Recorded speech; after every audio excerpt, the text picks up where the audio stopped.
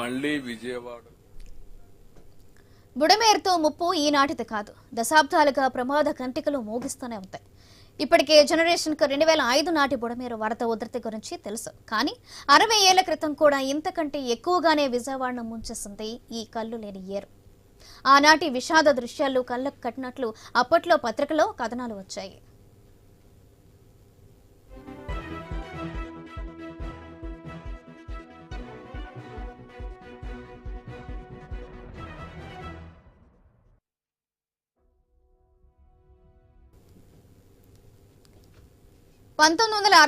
సెప్టెంబర్లో వచ్చిన వరదలతో జరిగిన నష్టాన్ని ప్రస్తావిస్తూ అప్పటి ఆంధ్ర పత్రికలోని వచ్చిన ఓ కథనం తాజాగా సోషల్ మీడియాలో తెగ వైరల్ అవుతుంది.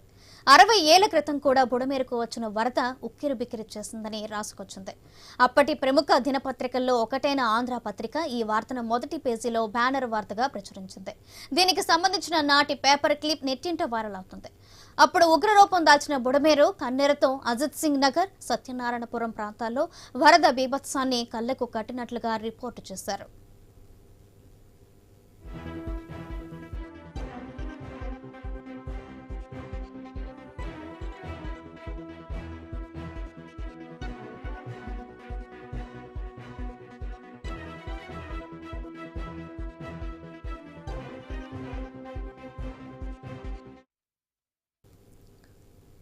అప్పటి అనధికారిక లెక్కల ప్రకారం 10 మంది వరదల్లో గల్లంతైనట్లుగా ఆ పత్రిక కథనం ప్రచురించింది.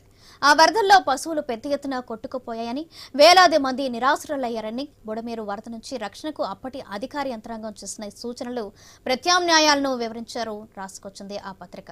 దాదాపు 60 ఏళ్లు గడిచిన తర్వాత మళ్లీ బుడమేరు అప్పటి తరహాలోనే ఉప్పొంగటంతో ఆంధ్ర పత్రిక కథనంపై నెట్టింట ఆసక్తికరమైన చర్చ జరుగుతోంది.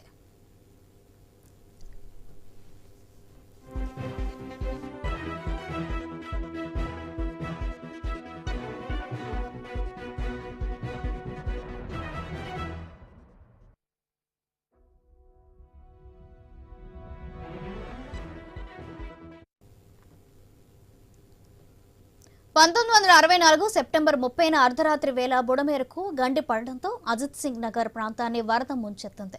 అప్పట్లో 2000కు పైగా గుడిసెలు జలమయం అయ్యాయి. ఆ ప్రాంతంలో అప్పట్లో ఒకటే డాబా ఉందనే విషయం నాటి ఆంధ్ర పత్రిక పేపర్ కథనం రాసింది. చాలా మంది ఆ భవనం వెక్కి తమ ప్రాణాలను కాపాడుకున్నారని, ముంపు బారిన పడిన ప్రజల్ని సురక్షిత ప్రాంతాలకు తరలించేందుకు పడవలన్నీ ఏర్పాటు చేసిన వరద తీవ్రతతో తరలింపు సాధ్యం కాలేదని పేర్కొంది. అప్పట్లో అక్కడే ఉన్న ఆంధ్ర సిమెంట్ కంపెనీ ఆవరణలోనే 4 అడుగుల మేర వరద నీరు చేరింది. అప్పట్లో వచ్చిన వరదలకు రైల్వే కాలనీ జలమయం అయిన విషయాన్ని రిపోర్ట్ చేసింది ఆ పేపర్.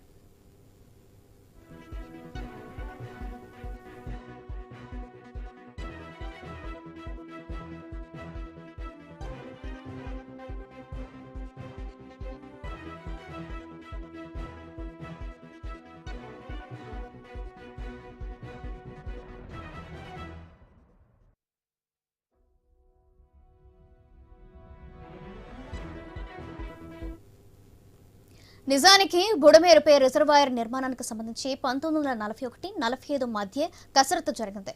కానీ అదేమీ ఆచరణలోకి రాలేదు. ఆ తర్వాతి కాలంలో ముత్యాలంపాడు నుంచి కొల్లేరు వరకు వరద కట్టల్ని నిర్మించాలని భావించారు. ఈ పథకంలోని ప్రయోజనం ఉందని, రిజర్వాయర్ నిర్మిస్తే 3 నుంచి 4 లక్షల ఎకరాల భూమి కొత్తగా సాగులోకి వస్తుందని, వరద బాధ తప్పుతుందని అప్పటి ప్రభుత్వాలు అంచనా వేశాయి. ఇందుకు 1 కోటి నుంచి 1.5 కోటి ఖర్చు మించిందని అప్పట్లో ఆంధ్ర పత్రిక కథనం రాసింది. రిజర్వాయర్ నిర్మాణం కోసం అప్పట్లో రైతులే 15,000 చొప్పున విరాళాలు ఇచ్చేందుకు సిద్ధమైనట్లుగా రిపోర్టు చేసింది. దీనికి సంబంధించి మరింత సమాచారం మా ప్రతినిధి నాగేశ్వరరావు అందిస్తారు. నాగేశ్వరరావు, సౌజన్య, ప్రకృతి విలయ తాండవానికైతే ఎవరైనా నానా ఇబ్బందులు పడాల్సిన పరిస్థితి, ఎవరైనా ఏదైనా జరిగిద్ది అనేది అయితే ఇప్పుడు మనం ఇక్కడ బుడవేరు వాక్ గండీలు పడి విజయవాడ మొత్తం అతలాకుతలమైన విధానం చూస్తే మనం చెప్పుకోవచ్చు. దానికి సంబంధించి బుడవేరు వాగు గతంలోనే అయితే బుడవేరు వాగు వల్ల ఏదైతే వరద చుట్టముట్టిందో, వరద చుట్టముట్టడంతో అధికార పార్టీలు, అలాగే ఏదైనా అధికార పార్టీ అయితే దీనికి సంబంధించి ప్రస్తుతం కొన్ని చర్యలు తీసుకోబోతున్నట్టుగా తెలుస్తుంది. హైడ్రా అయితే తెలంగాణలో హైడ్రా తరహాలో ఈ బుడమేరు వాక్ సంబంధించి బుడవేరు ఏరియాలో ఈ బుడవేరు ఏరియా ప్రాంతం మొత్తం కూడా ఆక్రమణకు గురైనాయని, ఆ గురైనాయని కూడా హైడ్రా విధానంతో ఇక్కడ కూడా ఈ యొక్క అమలు చేయాలని మంత్రివర్గ సమావేశంలో నిర్ణయం తీసుకునే అవకాశాలు ఉన్నట్లుగా అయితే తెలుస్తుంది మనకి. అయితే మొత్తంగా ఈ బుడవేరు వాగు ఉధృతికి విజయవాడ అతలాకుతలమైన పరిస్థితి మనం చూసాం. దీనికి సంబంధించే ఇప్పుడు ప్రభుత్వం కానీ గత ప్రభుత్వాలు కానీ ఎన్నో పాఠాలు నేర్చుకోవాల్సిన విధానం అయితే ఉంది. దీనికి సంబంధించి మనం గత ఏదైనప్పటికీ ఈ మీడియా ఒక మీడియా వ్యవస్థ ఇవన్నీ కూడా ప్రభుత్వాలకి హెచ్చరికలు అయితే జారీ చేస్తూ ఉండిద్ది. ఎప్పటికప్పుడు కూడా మీడియా ప్రముఖంగా ముఖ్యంగా మీడియాని వెంబడించాల్సిన పరిస్థితి ఏ ప్రభుత్వమైనా ఉంటుంది. అదే గతంలో 1964లోనే ఒక ప్రముఖ దినపత్రిక ఈ యొక్క బుడవేరు వాగు తెగి గండీలు పడి అప్పట్లోనే విజయవాడ అతలాకుతలమై 2000 గృహాల పైన కూడా మునకకి ప్రాంతం అయిన పరిస్థితి. అక్కడ ఉన్న ప్రజలందరూ కూడా అక్కడ ఏదైతే బిల్డింగ్ అపార్ట్మెంట్ ఉందో ఆ రోజున ఆ బిల్డింగ్ పైకి ఎక్కి ప్రాణాలు కాపాడుకున్నారని కూడా ఆ పత్రికలో అయితే ప్రచురించింది. ఆ పత్రిక సంబంధించిన ఏదైతే పేపర్ ముక్క అయితే పేపర్కి సంబంధించి ఇప్పుడు తాజాగా మనం సోషల్ మీడియాలో వైరల్ అవుతుంది. దానికి సంబంధించి మీడియాకి సంబంధించి ఏదైతే పత్రికలు కానీ అలాగే ఎలక్ట్రానిక్ మీడియా ఏదైనా సోషల్ మీడియా కానీ మొత్తంగా ప్రభుత్వాలకి వివరంగా వివరిస్తూనే ఇవన్నీ ముందుగా జరగబోవే ముందు కళ్ళ కట్టున్నట్లుగా తెలియపరుస్తూ ఉంటాయి. దీనికి గమనించి ప్రభుత్వాలు దానికి అనుగుణంగా మొత్తం కూడా గ్యాదర్ చేసి పరిశీలించుకొని దానికి సంబంధించిన పరిస్థితులను బట్టి ఎలాంటి నిర్ణయం తీసుకోవాలనేది ప్రభుత్వం నిర్ణయాలు తీసుకోవాలి. అట్లాంటిది గత 1964 సంవత్సరం నుంచి ఇప్పటికీ ఎన్ని ప్రభుత్వాలు మారినప్పటికీ కూడా ఈ యొక్క బుడవేరు గండికి సంబంధించి ఈ బుడవేరు కట్టకు సంబంధించి చర్యలు తీసుకోలేని పరిస్థితి అయితే ఉంది. ఒకళ్ళ మీద ఒకళ్ళు ఒక పార్టీకి మీద సంబంధించి ఒక అధికార పార్టీలకు సంబంధించి నువ్వంటే నువ్వు నేనంటే నేను అని చెప్పేసి చెప్పుకుంటున్నారే తప్ప దీనికి శాశ్వత పరిష్కారం కనుగొనాలి అనే విధానంలో అయితే ఇప్పటికీ ఏ ప్రభుత్వం ఇప్పటి వరకు చేయలేదు. అయితే ఇప్పుడు ప్రస్తుతం చంద్రబాబు నాయుడు ప్రస్తుత ముఖ్యమంత్రి అయిన నారా చంద్రబాబు నాయుడు అయితే ప్రస్తుతం మంత్రివర్గ సమావేశంలో ఈ యొక్క నిర్ణయం తీసుకునేటట్లుగా మనకి తెలుస్తుంది. ఈ బుడమేరుకు వాగుకు సంబంధించి అసలు గండి పడి ఈ గండి పడటానికి కారణం ఈ విజయవాడ మొత్తం మునగటానికి కారణమైన పరిస్థితులను మొత్తం రివెల్ సర్వేలో కూడా పరిశీలించి దానికి సంబంధించి ఈ యొక్క ఆక్రమణలు జరగటమే ఈ యొక్క కారణం అని చెప్పిన పరిస్థితి. ఈ నేపథ్యంలో ఈ మంత్రివర్గ సమావేశంలో ఈ హైడ్రా తరహాలో ఏపీలో కూడా ఈ యొక్క ఏదైతే ఆక్రమణలకు గురైనాయో అవన్నీ కూడా వాటిపై చర్యలు తీసుకునే విధంగా మంత్రివర్గ సమావేశంలో నిర్ణయాలు తీసుకునేటట్లు మనకు తెలుస్తుంది. అయితే 1964లో ఆ దినపత్రిక ప్రచురించిన దాన్ని బట్టి అప్పటి